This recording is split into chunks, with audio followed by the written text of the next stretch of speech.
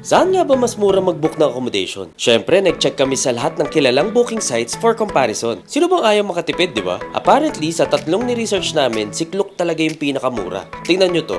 Hotel to sa Hong Kong at ito yung mga price per booking site. Si Klook partida may stay plus bundles pa ha. Makukuha nyo for a cheaper price yung mga activities like airport transfer, wifi, etc. I'm leaving the link sa comment section para ma-check nyo din on your own. So if magbubook kayo ng mga tours or activities kay Klook, isama nyo rin yung accommodation. Walang masamang mag-double check kung saan makakatipid, dun tayo. Don't forget to use our promo code para mas tipid pa. Buti pa kay Klook may promo code, di ba? O tara, larga na! Saan nga ba mas mura mag-book ng accommodation? Syempre, nag-check kami sa lahat ng kilalang booking sites for comparison. Sino bang ayaw makatipid, di ba? Apparently, sa tatlong ni-research namin, si Klook talaga yung pinakamura. Tingnan nyo to.